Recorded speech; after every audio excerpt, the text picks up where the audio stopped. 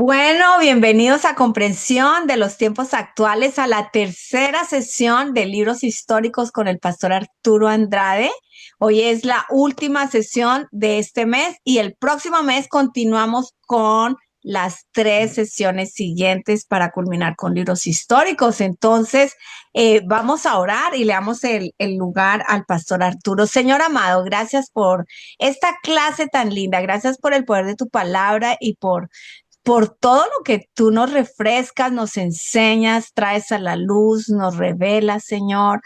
Padre, te pedimos que esa palabra que tú pones en nuestros corazones que sea guardada, Señor, y que seamos hacedores y no solamente oidores de lo que tú nos muestras.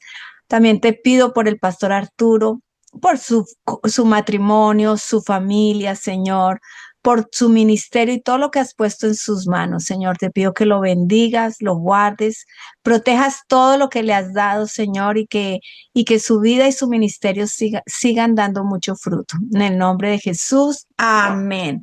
Bueno, Pastor Arturo, bienvenido. Amén, muchísimas gracias. Buenísimo estar acá en Comprensión de los Tiempos una vez más. Ya última sesión de esta primera parte con los libros históricos. Los libros históricos, 1000 años narrados aquí en la escritura. Ya avanzamos acerca del libro de Josué, uno de los claves en los libros históricos, porque finalmente ahí se distribuye la tierra. Es un libro de victoria, hay mucha promesa, un libro maravilloso que siempre vale la pena leer y recordar muchas de sus historias allí. Ahora ya llegamos a otros libros no tan impresionantes como Josué en cuanto a las victorias, sino más bien en cuanto a las derrotas. Y a veces uno no le gusta como leer esos libros que hablan del fracaso, las derrotas, pero así como esos libros también es la vida. Tenemos victorias y a veces tenemos derrotas. Todas son parte de nuestra vida y todas tenemos que asimilarlas. Entonces, por eso vale la pena atender el libro de los jueces, que es el libro que sigue en nuestra presentación.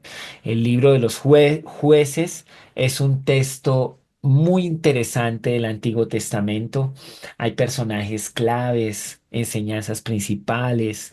eh, hay estudios relevantes en la teología para aquellos estudiosos.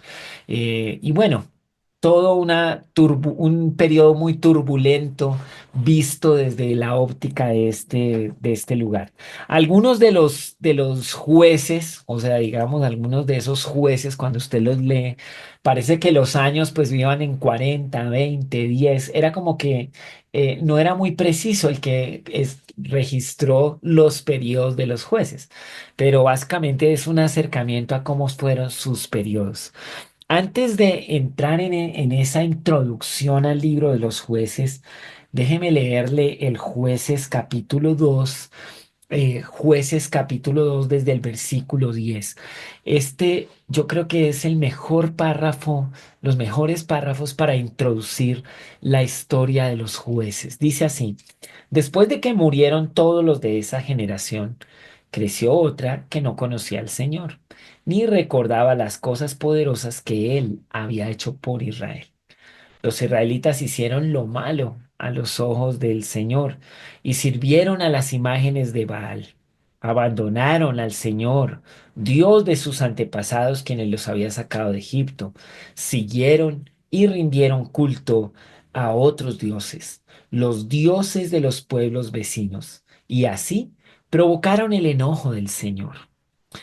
Abandonaron al Señor para servir a Baal y a las imágenes de Astoret, lo cual hizo que el Señor ardiera de enojo contra Israel y que los entregara en manos de saqueadores, quienes le robaron sus posesiones. Los vendió a los enemigos que tenían a su alrededor y ya no podían vencerlos. Cada vez que los israelitas salían a la batalla, el Señor peleaba en contra de ellos e hizo que sus enemigos los derrotaran, tal como él les había advertido, y el pueblo estaba muy angustiado. Entonces el Señor levantó jueces para rescatar a los israelitas de la mano de sus agresores. Sin embargo, Israel no hizo caso a los jueces, sino que se prostituyó rindiendo culto a otros dioses, que pronto se apartaron del camino de sus antepasados, que pronto se apartaron, los cuales habían obedecido los mandatos del Señor. Ese es un relato muy trágico de la historia de un pueblo que tiene al único Dios verdadero, al único Dios capaz de atenderles, cuidarles y protegerles, al único Dios que existe. Los demás son ídolos, los demás no son dioses. Y sin embargo, estos israelitas se perdían en el culto idolátrico a estos dioses que levantaban en medio de ellos. Qué tristeza que teniendo tanta oportunidad de rendir culto al único Dios, levantaron ídolos y se perdieron detrás de ellos. Y estas consecuencias de su perdición venían en forma de hambruna, sufrimiento, cautividad, esclavitud, muerte. Todas estas consecuencias venían sobre ellos. Sin embargo, porque Dios le prometió a Abraham un descendiente que sería el redentor de toda la humanidad, sin embargo, porque Dios habló con Moisés y le dijo que de ese pueblo vendría un redentor, ahora tenemos en este libro, un libro de cíclico, de fracaso, que aparecen unos líderes llamados jueces, no tan completos o perfectos, pero con esa poca luz ayudaban al pueblo de Israel y le sacaban de sus destinos trágicos. Los llevaban a una libertad y bueno, duraba un poco de tiempo hasta que volvían a caer en manos de la idolatría. Esta es la historia. Entonces, con esto en mente, vámonos a ver en la presentación la introducción al libro de los jueces. Contexto histórico. El libro de los jueces narra el periodo posterior a la conquista de la tierra prometida bajo Josué, antes del establecimiento de la monarquía. Es una época de transición marcada por la ausencia de un liderazgo central y más bien tenían una gran fragmentación de tribus, que quedó como resultado de la distribución de la tierra. El ciclo recurrente, ¿no? Es un periodo que se caracteriza por ese ciclo de apostasía, opresión de enemigos, clamor a Dios, liberación a través de jueces y otra vez comienza el ciclo. Así que, pues ahí vemos cómo es que se desarrolla ese libro. Bueno, entonces, ¿cuál es su estructura? Es muy sencilla. Este libro tiene una introducción que la vimos ahí en el capítulo 2, pero entonces en la introducción es capítulo 1 y 2. Ahí aparece la muerte de Josué, la siguiente generación que siguió sin conocer a Dios. Y como algunos autores contemporáneos dicen que el cristianismo está siempre a una generación de desaparecer. Y tenemos un mandato, tenemos un llamado a que la nueva generación conozca de Jesús y se encargue de liderar y llevar adelante la gran comisión a la siguiente generación. Así ha sido desde que Jesús estableció su iglesia. Pero es interesante que en el libro de los jueces ellos crecieron y no recordaron las cosas de Dios. O sea que la generación de valientes murió y luego la generación de hijos de la abundancia, de hijos de la tierra de donde fluye leche y miel, los hijos de la comodidad, los hijos de lo bueno, terminaron perdidos, olvidados de Dios. Qué triste, ¿no? Luego siguen las historias de los jueces desde capítulo 3 hasta capítulo 16, relatos detallados de esos jueces, entre los que se destacan Otoniel, el hermano menor de Caleb, el hijo de Cenaz, y ahí el sucesor como de esa generación de valientes que llega a la tierra prometida, 40 años como juez, el primer juez de Israel, pero también se destacan nombres como el de Débora. Seguro usted ha oído de Gedeón, no hay nadie que no haya oído, yo creo, de Sansón. Esas historias de Sansón y los filisteos Son historias que todos recordamos. Las escuelas dominicales se nutren de las historias de Sansón, de Gedeón, de estos jueces de Israel. Y bueno, historias pues cíclicas, como ya lo vimos, mantiene el ciclo. Pero del capítulo 3 al 16 aparecen los jueces. Luego aparecen como unos episodios que llamamos, se llamarían apéndices en los versículos 17 al 21 que ilustran la decadencia moral de Israel. Ahí hay un becerro de Micaía, la migración de la tribu de Dan, el crimen de Gaba, la guerra contra la tribu de Benjamín, episodios muy trágicos de fracaso moral, de decadencia moral del pueblo de Israel. El pueblo que adoraba a Dios es el pueblo que ahora adora ídolos y entra en guerra con sus hermanos. Bueno, eso, esa es la estructura general del libro de los jueces.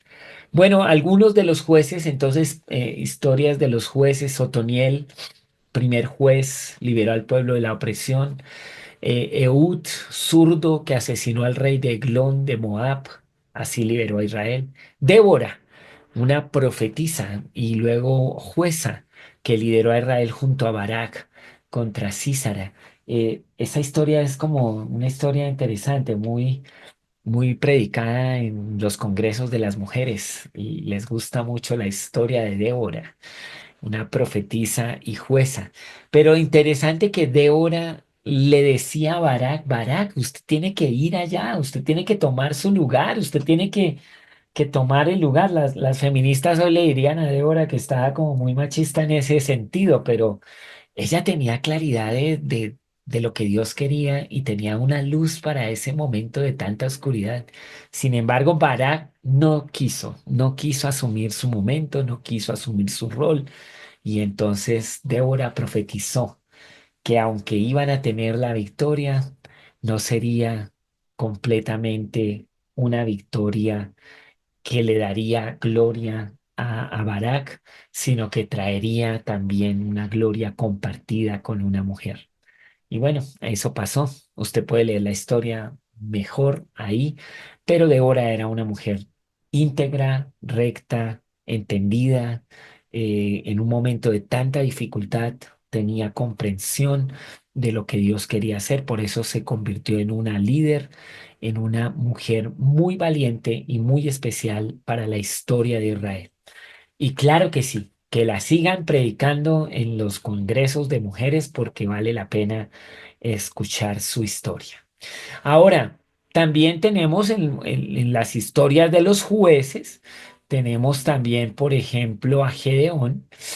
Bueno, es que la historia de Gedeón es una historia muy linda. Destruyó el altar de Baal, lideró a los 300 contra los madianitas y bueno, eso es una historia donde va a una batalla, le pide a Dios pues le pide a Dios porque finalmente Gedeón es encontrado, escondido y no quiere ser protagonista. Es ese tipo de hombre que no quiere aparecer y al final termina siendo usado por Dios. Y cuando ya llegan todos los hombres para ir a la batalla, Dios le dice, no, son demasiados. Y él, pero ¿cómo van a ser demasiados si vamos a ir a una batalla? Y al final se queda con 300. Eso es como muy interesante. Un hombre tímido, apenado, apocado, nervioso, que no quiere hacer lo que Dios le pedía y finalmente termina al frente y ve disminuir todo su ejército contra los madianistas, porque obviamente esta es la historia de la soberanía, grandeza y poder de Dios.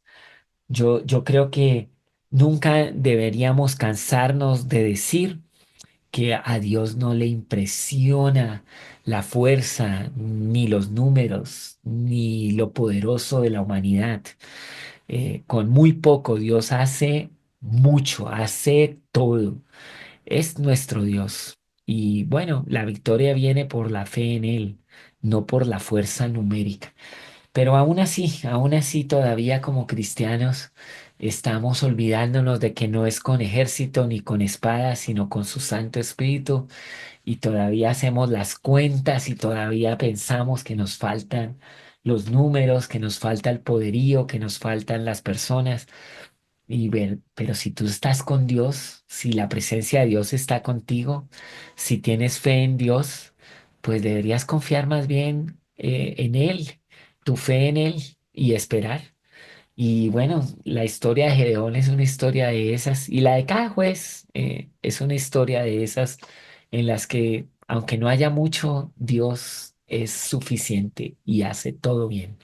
Abimelech, el hijo ilegítimo de Gedeón, intentó establecerse como rey, pero su reinado terminó en tragedia, mostrando los peligros de la ambición desmedida. Todavía no era el tiempo de las monarquías, pero algunos ya ansiaban pasar de jueces a reyes. Qué interesante, ¿no? También se ve eso en este libro de los jueces.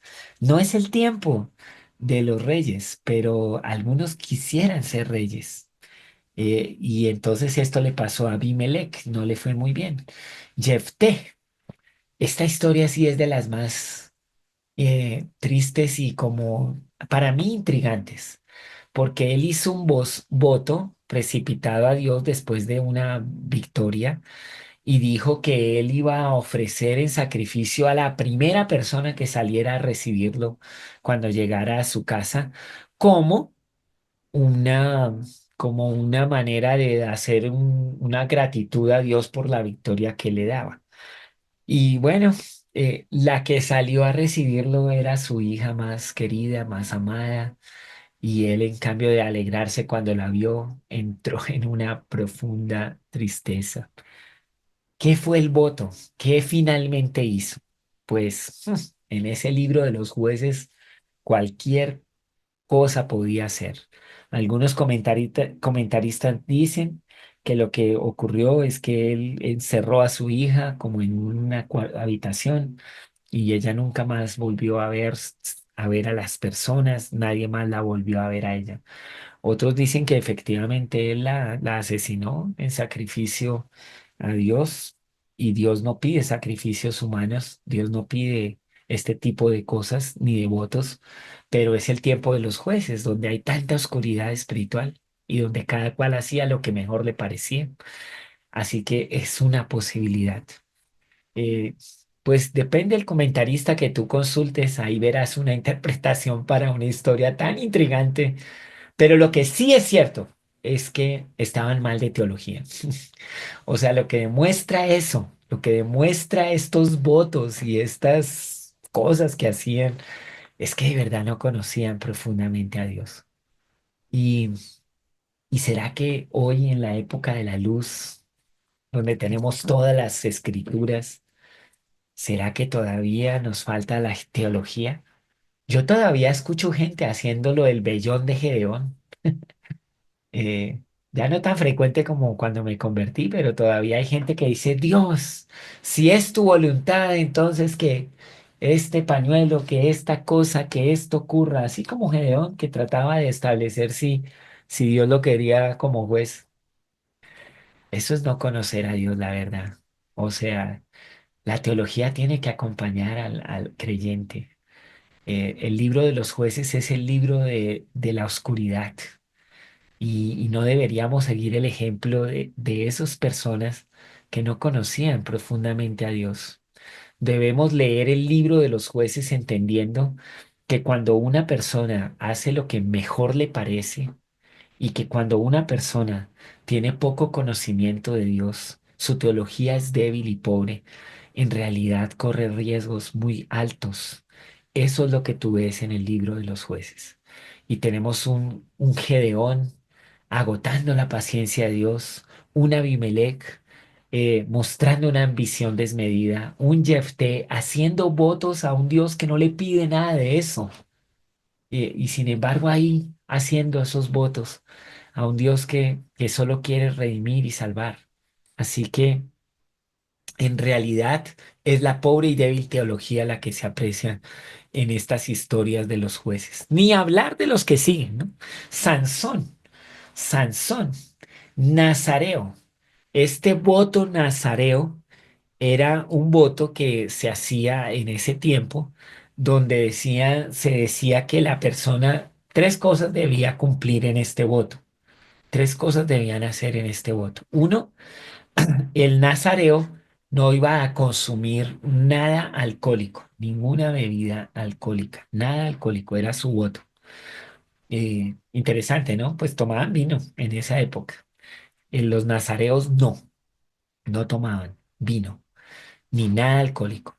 Lo segundo, ellos no tocaban nada que estuviera muerto, no tocarían nada muerto. Ese era su voto nazareo. Y lo tercero, en el caso de Sansón, es que él no iba a cortar su pelo.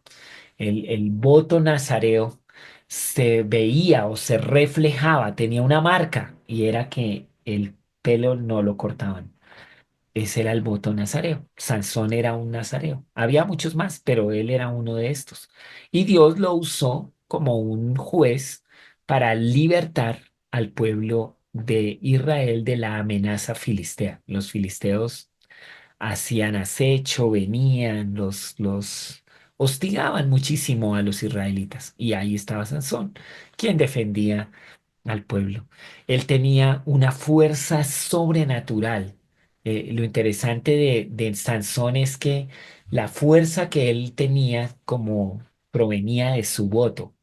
O sea, le dio esto sobrenatural y entonces luchaba contra los filisteos con este don sobrenatural que Dios le dio.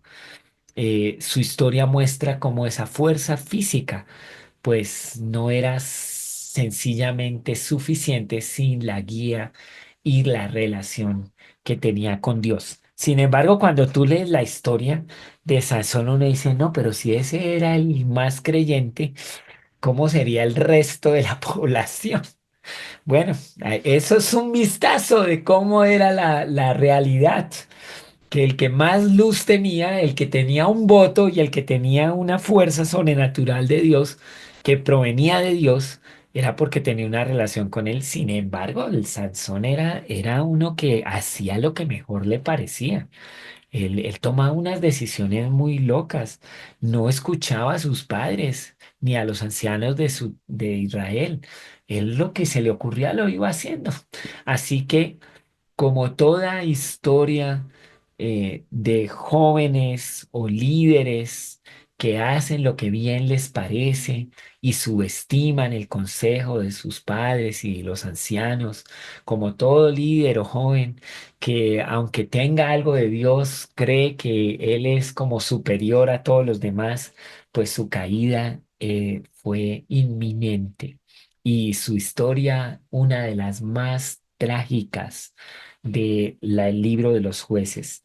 Aún sirve su historia como testimonio de lo que no se debe hacer. Él, después de coquetear, o sea, él repelía a los filisteos en batalla, pero a las filisteas sí les coqueteaba.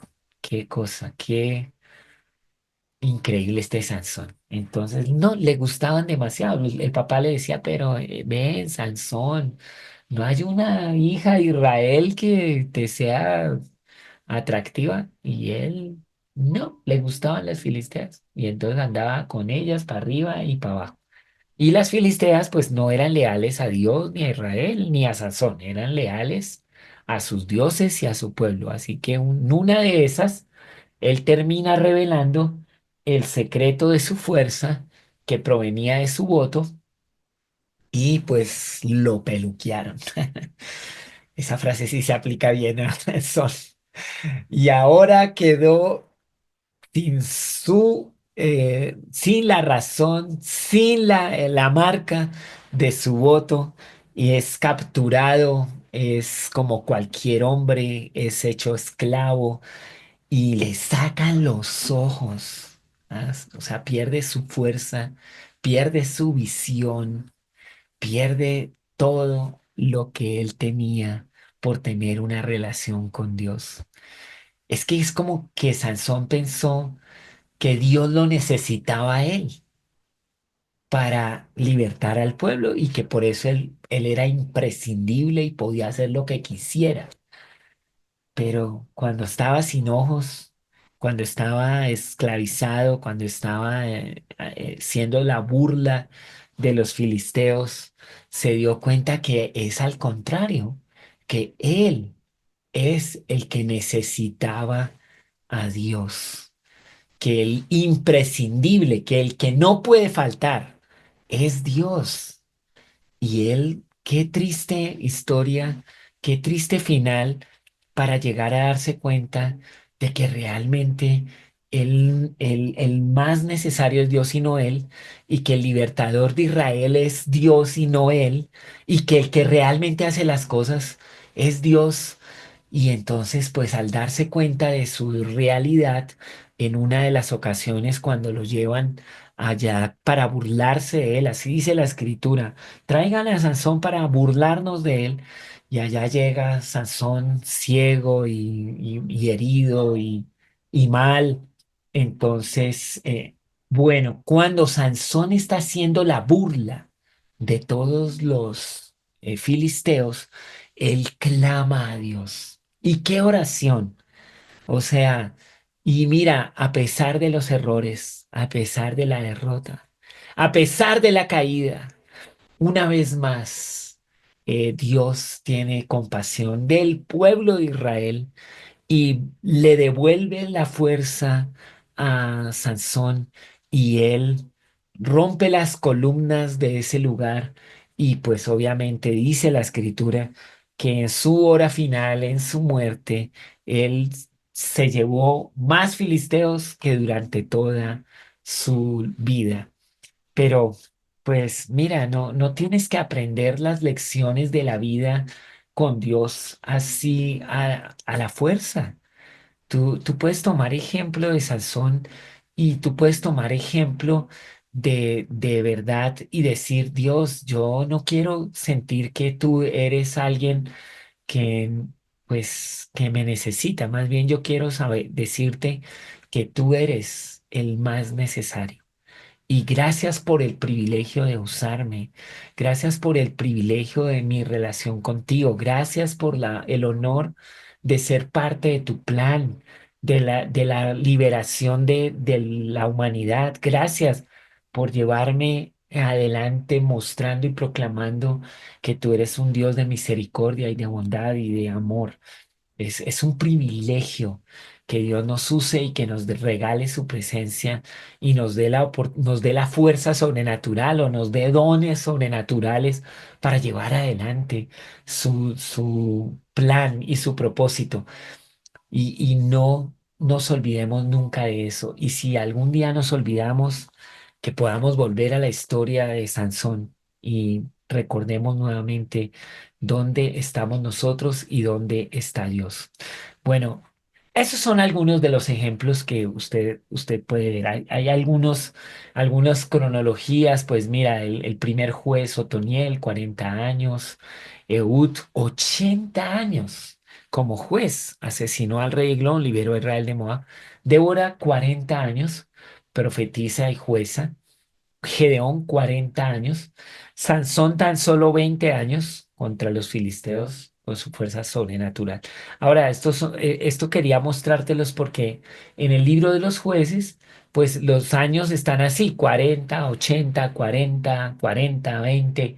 Es como que el autor del libro de los jueces, algunos se lo atribuyen a Samuel, pues no tenía como la crónica y yo sí pensaba eso cuando estaba estudiando este tema para nosotros acá, pues me daba cuenta que los números son como tan cerrados y es porque finalmente parece que el autor del libro hizo aproximaciones de las cronologías y de los años que estos jueces estuvieron, porque en esa época de tanta oscuridad y de tanta dificultad, de tanto ciclo, no como que alguien registraba realmente estos temas. Entonces, el autor recogió las historias, aproximó las fechas en que ellos gobernaron y mostró los detalles, digamos, más relevantes de sus historias. Por eso la historia de Gedeón, la historia de Sansón son como historias más amplias y que dan detalles mucho más específicos, como que el autor de verdad escuchó mucho acerca de esto. En los apéndices, al final del libro, pues no se puede dejar de mencionar la decadencia moral y hay dos hechos que básicamente reflejan eso.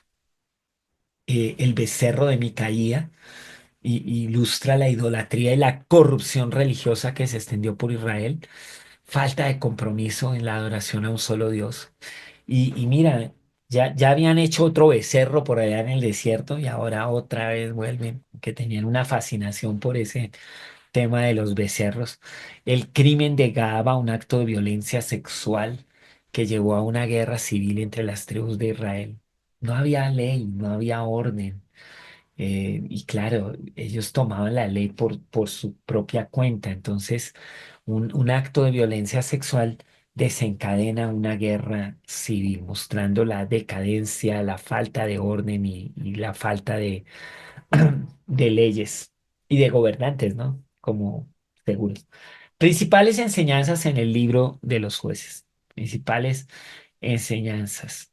El ciclo de pecado y redención, que ya lo hemos dicho. La infidelidad de Israel en un claro contraste contra la fidelidad de Dios. La necesidad de un líder justo, pues la inestabilidad subraya la importancia de un liderazgo piadoso. Ellos pues están en una transición, por eso es muy interesante ver aquí como esta historia de jueces en una transición hacia la monarquía. Pero en medio de esos pues tuvieron a Samuel, un profeta considerado juez y gobernante, pero realmente era más un profeta, y que proveyó la transición. Soberanía de Dios, Dios usa personas imperfectas para cumplir sus propósitos. ¿Y sabe qué? Hasta el día de hoy, Dios usa personas imperfectas para cumplir propósitos eternos y divinos. Es Dios, es que Él no ha hecho insuperable nuestro Dios. Consecuencias de la idolatría, otro de las principales enseñanzas de los jueces. La idolatría lleva a opresión y a sufrimiento. Y mira, la idolatría es adorar a otro Dios que no sea el Dios de la Biblia, el Dios que nos salvó. Y los creyentes en Jesucristo, la iglesia hoy, pues tiene tentación a levantar ídolos. Esto trae consecuencias. Esto trae opresión y sufrimiento. Hasta el día de hoy Dios no ha cambiado. O sea, a algunos les parece que el Dios del Antiguo Testamento es, pero un Dios implacable y que de una vez contesta a la idolatría. Pero te tengo una noticia, el Dios del Antiguo Testamento también es el Dios del Nuevo Testamento. La idolatría que se levanta en el pueblo de Dios hoy también lleva a la opresión, al sufrimiento y al juicio. Y por eso, cuando el apóstol Pablo en la Santa Cena decía, examínate a ti mismo porque no evaluarnos, examinarnos, trae juicio, juicio para sí mismo. Por eso algunos están enfermos y otros han muerto. Porque de verdad es en serio que necesitamos examinar nuestro corazón de la idolatría. Tal vez los dioses modernos a los que la iglesia está tentada, o sea, no son becerros del Antiguo Testamento, ni son las imágenes de las religiones tradicionales, pero hay cosas como el dinero, cosas como la fama, cierto reconocimiento. Bueno, estas cosas pueden traer consecuencias muy duras a la vida de los creyentes. Tengamos cuidado y atención. Pero también hay una enseñanza en el libro de los jueces que es la fe y la valentía. Aquellos jueces que le creyeron a Dios, pues se levantaron. con fe en Dios. Gedeón y solo 300 le creían a Dios. Y Sansón en su hora final, clamando a Dios. Y allí la fe y la valentía encontraron su lugar contra la opresión y la injusticia. Así que podemos concluir del libro de los jueces la importancia de la fidelidad de Dios y las consecuencias de alejarse de sus caminos. Eh, También la misericordia y la paciencia divina, pues que aún en los tiempos de más oscuridad y desobediencia, Dios era paciente y extendía gracia. Eh, Eso podemos aprender sobre el libro de los jueces. Bueno, muy bien. En medio de la época de los jueces aparece el libro de Ruth. Es un libro pequeñito, 4 capítulos. Eh, no, es un libro que realmente, pues, nos impacta. Es un tesoro.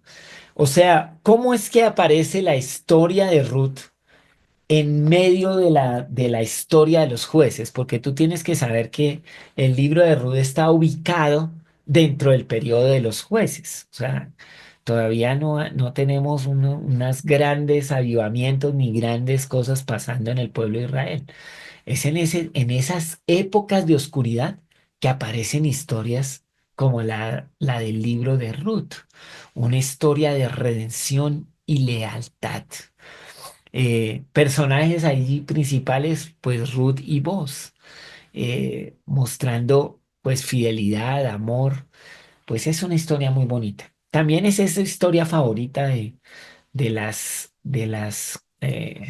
mujeres cristianas contemporáneas, una historia tan linda. La hacen libros, las hacen novelas, las ponen en películas, porque es una historia muy bonita, de verdad que sí.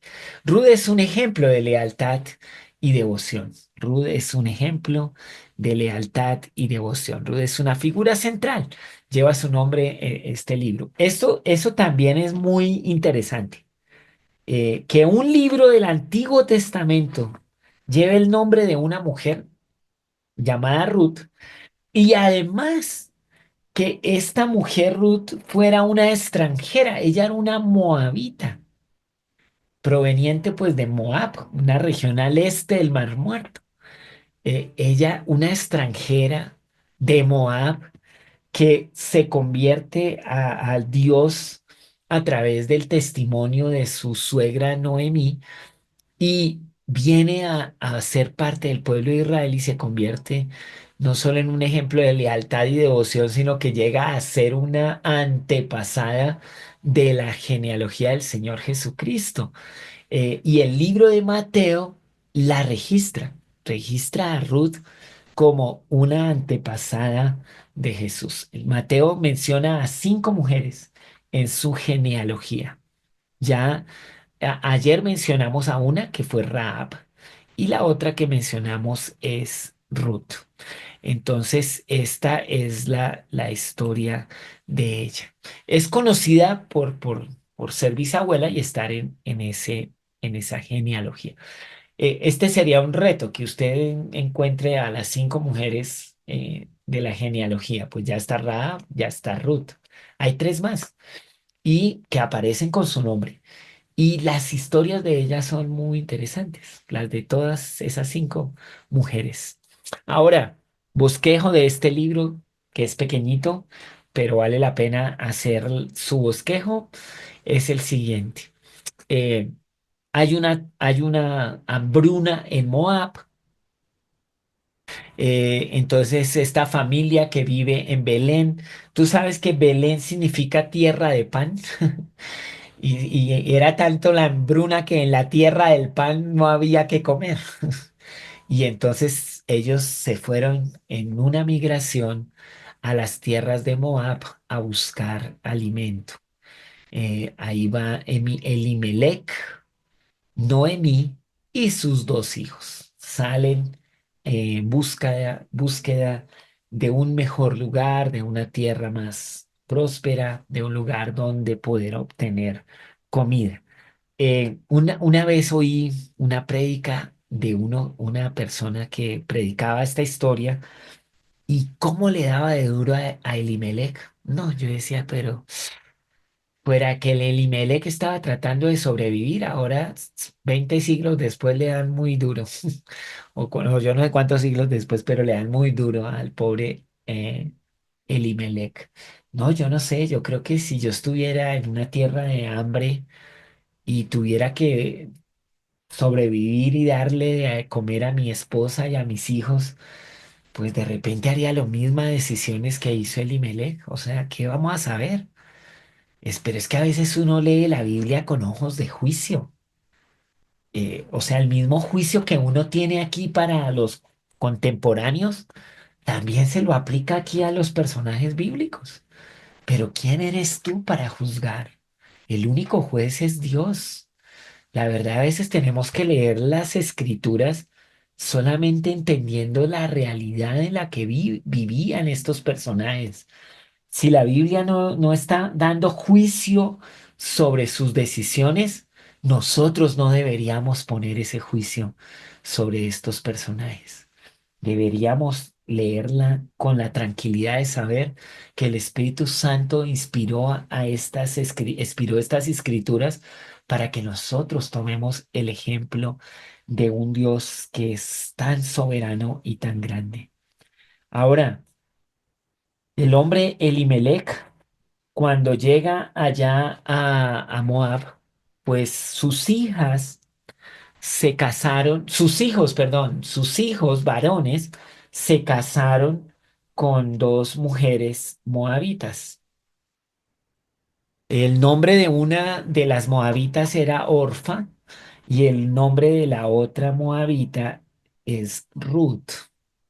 Entonces, Ruth y Orfa llegan a ser las, ¿cómo se dice? Las nueras de Noemí. Noemí es la suegra.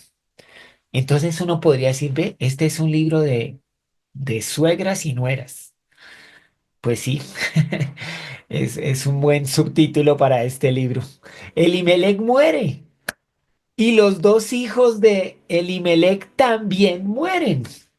Y ahora tenemos a Noemí, la suegra, y a sus nueras Orfa y Ruth, viudas.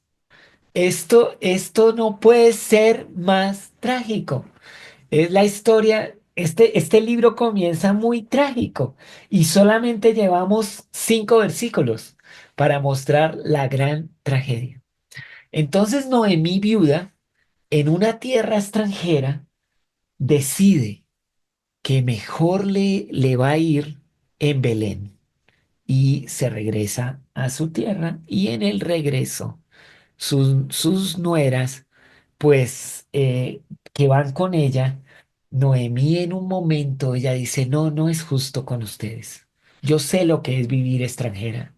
Yo sé lo que es vivir la dificultad. Yo sé lo que es vivir en esta tierra extraña. No puedo hacerles lo mismo a ustedes llevándomelas a Belén, llevándolas a Israel. Así que más bien despidámonos y ustedes quédense en Moab, su tierra, y yo me voy a Belén, mi tierra. Eh, Oiga, qué mujer esta Noemí. Bueno, Noemí es la protagonista de esta historia.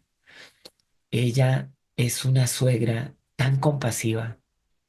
Es otro tipo de ejemplo de esta que sale de su zona de confort. Mira, ellas eran sus cuidadoras y ahora dicen, no, no, no, déjenme, ustedes les va mejor allá en Moab que extranjeras en mi tierra.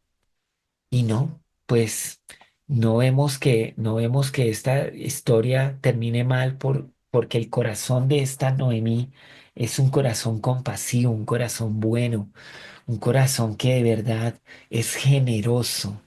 Y entonces Ruth se va con Noemí. Orfa decide devolverse y ya no sabemos más de la historia de Orfa. Luego lo que sigue, capítulo 2, pues ya Ruth comienza a trabajar en los campos de Booz, un pariente rico de Elimelech, mostrándonos que el ciclo económico es una realidad desde tiempos muy antiguos. Hay tiempos de hambre y tiempos de abundancia. Y entonces ahora en Israel y en Belén hay abundancia, hay gente rica. Y entonces pues Ruth va a trabajar allá para darle sustento a Noemí y a ella misma, y vos nota esa dedicación. Le permite recoger espigas en su campo y da la instrucción de que nadie moleste a Ruth. Luego en el capítulo 3 pues Noemí otra vez le dice, bueno, ¿qué te ha pasado? ¿Cómo vas? ¿Cómo está todo? ¿Con quién se ha encontrado? Esta Noemí le gustaba los detalles. ¿Será que a las mujeres les gustan los detalles? Y entonces, y Ruth también le contaba todo detallado. Entonces ahí Noemí le dice, oye, busca la protección de vos como pariente redentor. Y le da todas las instrucciones de cómo hacerlo. Y mira, entre las instrucciones estaba, báñese, póngase linda, arréglese, impresione a este pariente redentor. Y ella hace todo lo que le dice Ruth. Yo no sé cómo leen algunas mujeres esta historia, pero Noemí es una mujer sabia y está ayudando a Ruth en este tema de volver a tener un esposo. Y la palabra redentor aparece como 20 veces en el libro de Ruth. O sea, es una historia de redención. Es como la historia de Jesús que nos redime a nosotros, su iglesia. Luego entonces en el capítulo 4 hay redención y matrimonio. Vos negocia con el pariente más cercano. Yo una vez vi en la iglesia acostumbrábamos a hacer dramatizados de las historias y un día salieron unos de la iglesia, o sea, a hacer el dramatizado de la historia de Ruth y vos. Y era muy chistoso porque en este capítulo, cuando el pariente más cercano dice, no, yo la verdad no estoy interesado en casarme con Ruth ni nada con ella, yo no quiero compartir mi heredad ni nada. Entonces el voz dice, ah, listo, entonces usted deja su responsabilidad y su compromiso. Sí, y le entrega un zapato en señal de que él renuncia a Ruth. Y entonces estamos ahí viendo la dramatizado cuando se quita el zapato y le da el zapato al otro. Y era muy chistoso, pero así era que se sellaban los tratos, perdiendo los zapatos allí. Y usted puede leer esa historia, no me la estoy inventando. Y así Ruth y Booz se casan y tienen un hijo llamado Obed, que sería el abuelo del rey David. Entonces, pues, una historia con un buen final, un final muy lindo cuando vemos en el medio de tanta oscuridad, una extranjera viene a ser parte del pueblo y termina siendo línea genealógica del rey Jesús. Es del rey David y del rey Jesús. Enseñanzas principales: lealtad, providencia y amor incondicional. Ruth es ejemplo de lealtad y amor incondicional hacia Noemí. El versículo más famoso de Ruth, y en muchos matrimonios se dicen lo mismo y lo ponen en las tarjetas. Yo tengo las tarjetas de matrimonio y en muchas está este versículo. A donde tú vayas, iré yo. Donde tú vivas, viviré yo. Tu pueblo será mi pueblo. Tu Dios será mi Dios. Y claro que sí, que lo sigan poniendo porque es una declaración muy bonita de votos verdaderos. Y su compromiso fue más allá de lazos familiares y culturales. Mostró un amor sacrificial. Para Ruth era más cómodo, había más futuro. Podría ser mejor quedarse en Moab. Sin embargo, lo dio todo por acompañar a su suegra Noemí. ¿Cuántas nueras acompañarán a su suegra? Bueno, esa pregunta no tienen que contestarla, pero Ruth lo hizo.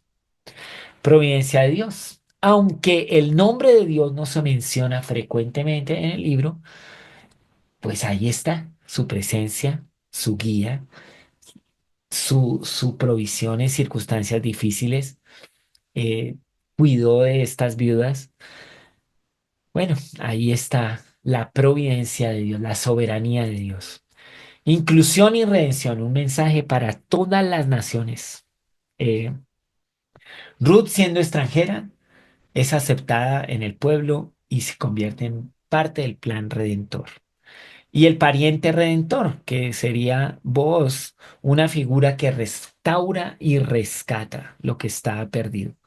La obra redentora de Jesús es muy semejante al pariente redentor que rescató y restauró a Ruth en Israel. Así que una historia que tiene una tipología muy fuerte hacia nuestro Señor Jesús.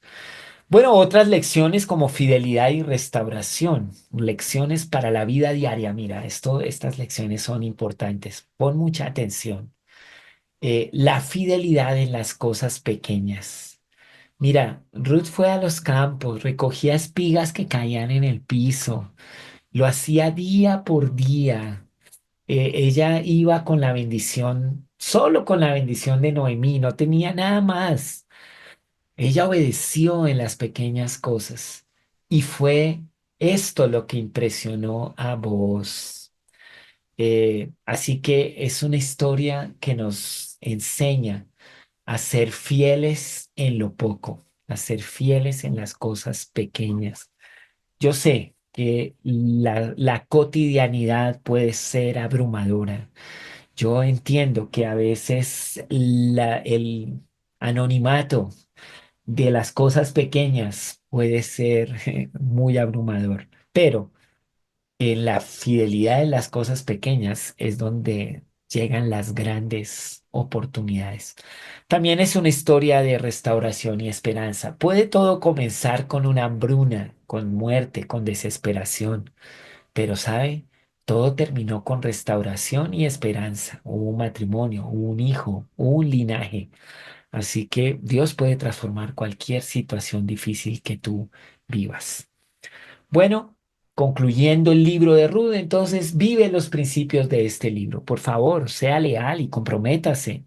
Confíe en la providencia de Dios. La gracia de Dios está disponible para todos. Él es un Dios de misericordia y que nos incluye a todos, los extranjeros y los nacionales. Como diría un pastor amigo que le gusta usar estas expresiones, el olivo silvestre y el olivo natural. Eh, o virgen, natural y silvestre, y el injertado, el olivo injertado y el olivo silvestre o natural. Le gustan esas expresiones. Todos podemos ser parte del plan de Dios. Su gracia y misericordia está disponible para todo ser humano en esta tierra. Bueno, esa es la historia de Ruth. O sea, ya tenemos el libro de los jueces y en medio de ese periodo de tanta oscuridad, una historia tan romántica, tan bonita como la historia de Ruth. Y es una buena transición para llegar al libro de Samuel. Samuel. En, en los libros de los hebreos, en el Antiguo Testamento hebreo, cuando ellos compilan el Antiguo Testamento, realmente Samuel es un solo tratado, no son dos libros como nosotros los tenemos. Tú tienes la primera libro de Samuel y luego tienes el segundo libro de Samuel. Luego tienes pues el primer libro de los reyes y el segundo libro de los reyes. Luego tenemos el primer libro de las crónicas de los reyes y el segundo libro de las crónicas de los reyes.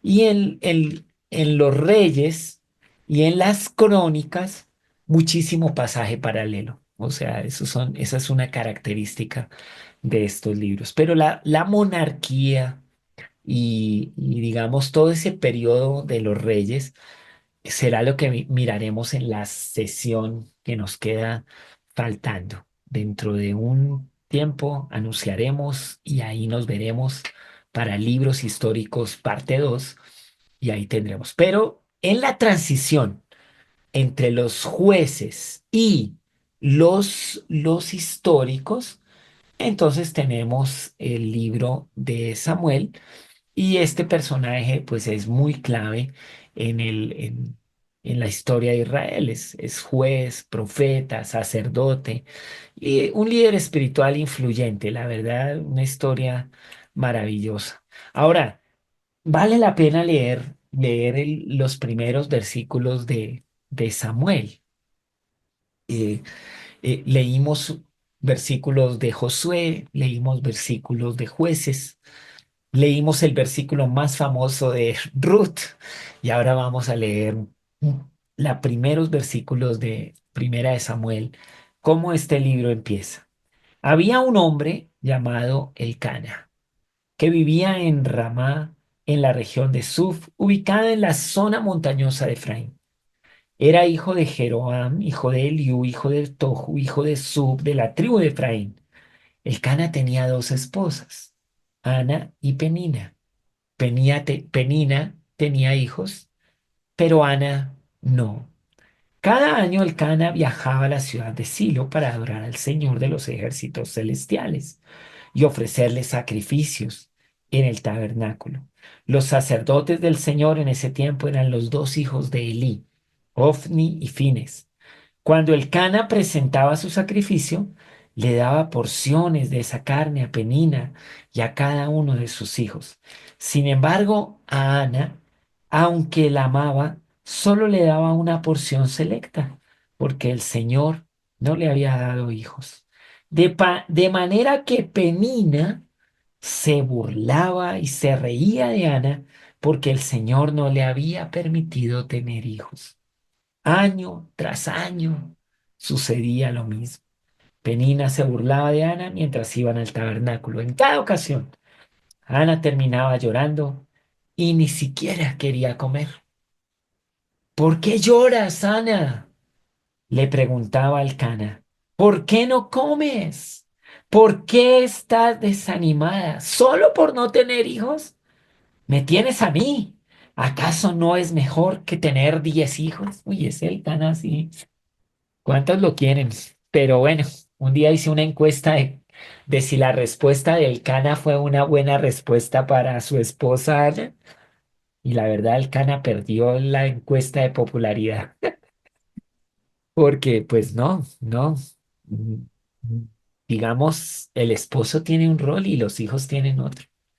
Y la verdad es que una vez compartiendo estos primeros versículos en un grupo de jóvenes adolescentes, allá preguntaban, venga, ¿y cómo así que el Cana tenía dos esposas? ¿Cómo es eso? Y bueno, sí, eh, es que este capítulo y este libro, hasta que llegue el rey, todavía está enmarcado dentro del libro de los jueces, donde cada cual hacía lo que le parecía mejor. Había tanta oscuridad en el tema, o sea, ¿cómo podía el Cana ir al templo, ofrecer sacrificios a Dios y no entender que realmente, pues, Dios había dicho que uno iba a tener solo una esposa? Pero obviamente llegaron los reyes y esto no cambió, porque pues cuando uno habla cuántas esposas tuvo Saúl y David, el hombre conforme al corazón, como Dios, Juan, tuvo varias esposas. Entonces este Elcana por lo menos pues tenía dos nomás. Pero eso no era el plan de Dios. Dios no quería que esto ocurriera. Era realmente, esta historia muestra que ellos no entendían muy bien lo que Dios esperaba de su pueblo frente a los temas sociales, culturales, de matrimonio y de hijos.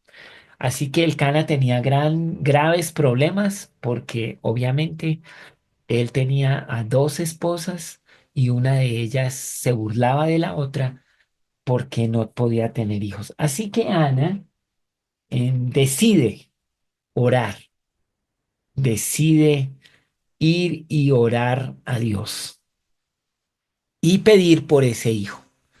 Y entonces allá en el templo, que también el sacerdote Elí y sus hijos, que no eran tampoco muy buenas personas, allá ella termina defendiendo su dignidad y su frente a un sacerdote que tiene juicio para ella.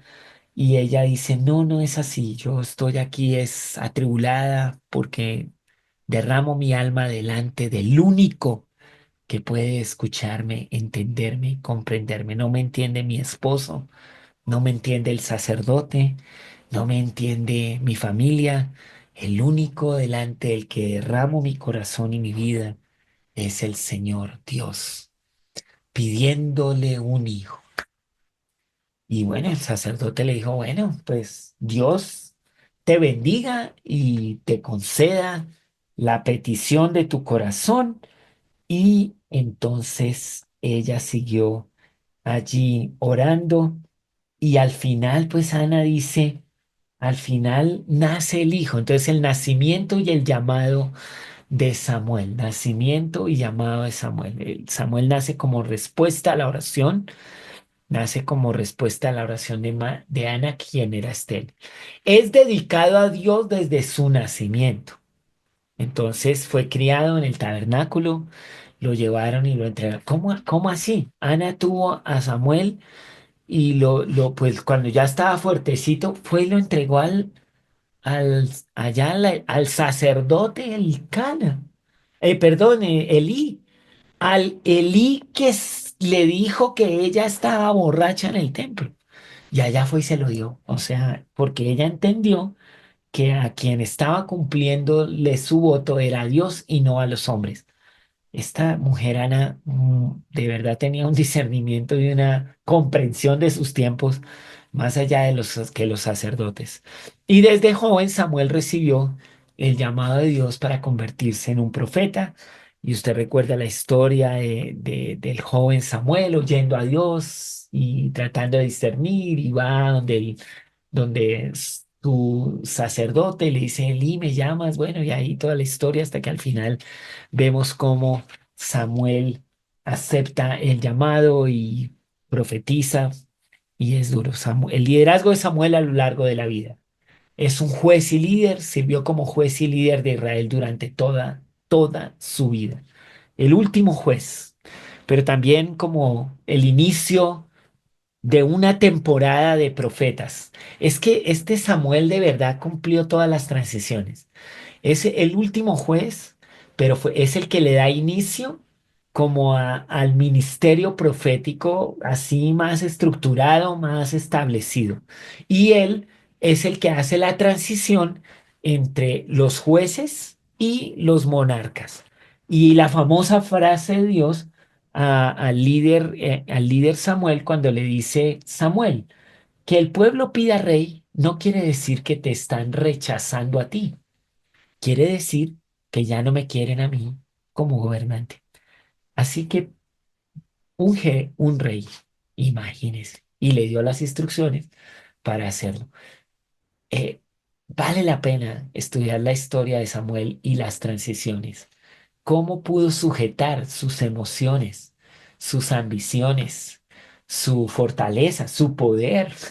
Cómo pudo sujetar su vida a la voluntad de Dios y a la voluntad de un pueblo y proveer, facilitar, ser el puente entre los jueces y los reyes. No, Samuel es impresionante, es digno de ser imitado. Hay que aprender las lecciones de vida de Samuel. Siglo 11 antes de Cristo fue como el tiempo donde él se ubicó y pues gran parte de ese siglo 11 lo vivió Samuel. Samuel, su vida y ministerio están registrados ahí en los dos libros que tenemos en la Biblia. Principales contribuciones de Samuel. Bueno, restauración espiritual, guió a Israel a abandonar la idolatría y volverse a Dios. Era muy firme en eso. En realidad, cuando Samuel aparecía en una región, salían y le preguntaban si venía en paz o venía a alterar el orden, porque él no tenía miedo de nada. Y a veces llegaba a destrozar los lugares idolátricos, a trastornar esas ciudades. Él no traía paz, él traía era unos conflictos a esos lugares porque definitivamente él era un restaurador de lo espiritual y enseñaba a la gente a volverse a Dios y le tenían muchísimo respeto. Entonces salían los ancianos, le decían, ven, Samuel, en qué actitud vienes? Y él les decía, y ya sabían lo que iba a pasar. En Mizpa lideró una gran victoria sobre los filisteos, o sea, no era un líder de papel, no era un líder solo allá de profecías, no, él lideró victorias, batallas, por eso le creían, tenía el respeto del pueblo y la credibilidad de todos. Y por supuesto, una de sus principales contribuciones fue facilitar la monarquía y ungió a dos reyes, ungió a Samuel y ungió a David. Qué tremendo Samuel le tocó. ¿Cuántos años duró Saúl de rey? 40. Y todos esos estaba Samuel ahí. Y cuando llegó la hora de David, el que lo ungió fue Samuel. O sea, también un hombre fuerte, un hombre con salud, un hombre que cuidaba su vida. Eh, Otro legado adicional de Samuel, él desarrolló escuelas de profetas. Parece que las escuelas de profetas fueran modernas. No, eso las hizo Samuel en el siglo XI antes de Cristo. Ya él había hecho sus escuelas de profetas para formar futuros líderes espirituales. Mira qué interesante. Samuel dejó ese legado. Él no solamente quería como oír a Dios, estar con Dios, pero él de verdad pasó la antorcha. Él se preocupó muchísimo porque la nueva generación aprendiera y nuevos líderes surgieran, nuevos líderes espirituales surgieran. Él sabía que realmente él tenía un periodo determinado y que la siguiente generación tenía que ser. Y mira, formó escuelas de profetas. Fue mediador entre Dios e Israel. O sea, por eso también era considerado sacerdote, porque él actuaba como intermediario entre Dios e Israel, como un sacerdote.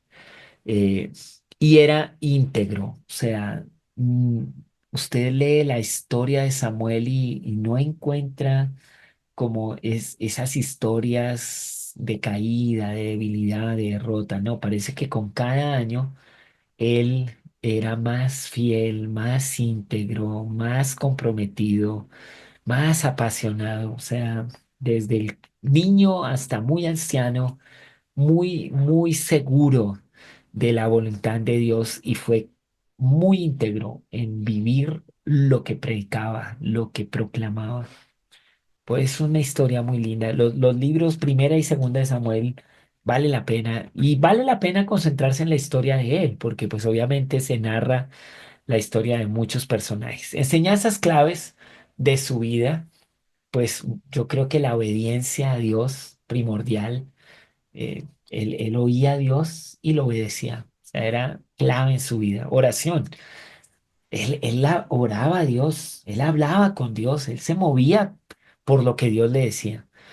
Y pues la historia de transición. Él fue uno que lideró cambios trascendentes en la historia de Israel y lo hizo con mucha gracia y con mucho interés. Y bueno, el impacto duradero de Samuel.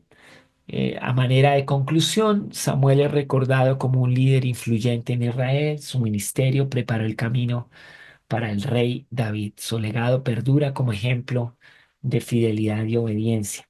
Ahora, creo que tenemos que dejar ahí porque pues ya iniciar un nuevo tema. O sea, creo que la inspiración que recibió el profeta Elías, el profeta Eliseo, yo creo que venía mucho de la influencia del profeta Samuel. O sea, él hizo la escuela de profetas, él ejemplificó, modeló cómo es un profeta y en el tiempo de los reyes, el profeta siguió siendo una figura principal en la estructura del reinado, de la monarquía. Y bueno, Natán fue profeta para David, y ahí vemos en las épocas más difíciles de los reinados, pues profetas actuando. Y esto fue ejemplificado y modelado por Samuel. Entonces su legado es impresionante. Sacerdote, claro, tenemos el templo acá, o sea, el templo viene desde el Pentateuco. Ellos en el Éxodo lo construyen, llegan a la tierra prometida. se establece un orden sacerdotal, pero en el tiempo de los jueces hay tanta oscuridad. Elí como profeta y sus hijos eran unos corruptos terribles. Quien realmente toma el sacerdocio es Samuel y lo lleva adelante con integridad, dando también modelo y ejemplo a que los siguientes sacerdotes, porque siguieron habiendo sacerdotes, fueran ya distintos a la generación que venía de los jueces. Así que tantas lecciones que podemos aprender de este libro. Tendremos que ver entonces cómo llegan los reyes, los primeros reyes, qué pasa con ellos, son las historias fuertes de la primera y segunda de Samuel. Veremos algunos de los profetas como Elías y Eliseo, pero obviamente no veremos los otros profetas porque escribieron libros y aquí en Comprensión de los Tiempos tenemos una clase exclusiva para los profetas. Entonces, pues usted puede ver esta clase de los libros proféticos como Isaías, que sirvió bajo 4 reyes de Israel. Y así, entonces veremos es los que no tienen libro y que salen en estos libros históricos. Para concluir con las cautividades, cómo se terminan las monarquías, porque llegan las cautividades y cómo regresan a la tierra eh, aquellos judíos, benjaminitas, algunos levitas, para darle cumplimiento a la promesa. Y bueno, la restauración de nuevamente la tierra y ya con eso concluyen los libros históricos. Esto es interesante. Los libros históricos con el regreso de la cautividad de Esdras, Nehemías, Zorobabel y todos estos es terminando la historia del Antiguo Testamento y iniciando el tiempo de digamos, del silencio de Dios hasta que se cumplen las profecías en el Mesías. Es decir, después de que usted termina los libros históricos con Esther en nuestra Biblia, siguen los libros poéticos, Salmos, Proverbios, Eclesiastés, pero ellos hacen parte de los históricos, están en la cronología, están en los históricos. Y los proféticos hacen parte también de los históricos. Entonces, básicamente, los libros históricos son la clave para entender la historia hasta los 400 años antes de Jesús, donde es el tiempo de silencio donde ya no hay profeta. ¿Cómo le parece? No hay profeta, no hay libro, no hay Biblia en esos 4 siglos, hasta que llega Juan el Bautista, la voz que clama en el desierto, y Jesús, el Cordero de Dios que quita el pecado del mundo, dando inicio al Nuevo Testamento. Qué interesante, ¿verdad? Entonces, por eso vale la pena darle siempre una mirada muy fuerte a estos libros históricos. Señor, te damos muchísimas gracias por darnos un registro detallado y sin igual de las historias de hombres y mujeres que vivieron en una relación contigo, que vivieron en todas las épocas y en todos los momentos, que vivieron los tiempos de paz, pero también de guerra, que vivieron las historias de victoria y también las de fracaso. Señor, ayúdanos a tomar ejemplo, ayúdanos a vivir con esta perspectiva. Danos de tu Espíritu Santo en una porción especial para comprender los tiempos que hoy vivimos en tu presencia, sacando, Señor, esos principios de aquellos que nos antecedieron en una relación contigo. Gracias por cada historia. Gracias, Señor, por dejar cada relato para nosotros hoy. Bendito seas por siempre nuestro Dios. Te alabamos y adoramos por darnos tu palabra, Señor, y que esté disponible para nosotros hoy. En el nombre de Jesús. Amén y amén. Amén. Bueno, qué poderoso, qué bueno. Estamos reviviendo la historia bíblica. Qué bendición, Pastor Arturo. Muchas gracias. Y solamente les recordamos, suscríbase, póngale un me gusta, compártalo con otros. Es una forma actual y digital para compartir y propagar esta palabra tan buena. Entonces les animamos que lo hagan y también acuérdense, comprensión de los tiempos continúa gracias a donaciones de ustedes. Entonces vaya a la página web, y haga sus donaciones conforme el Señor le dirija. Entonces, que el Señor les bendiga.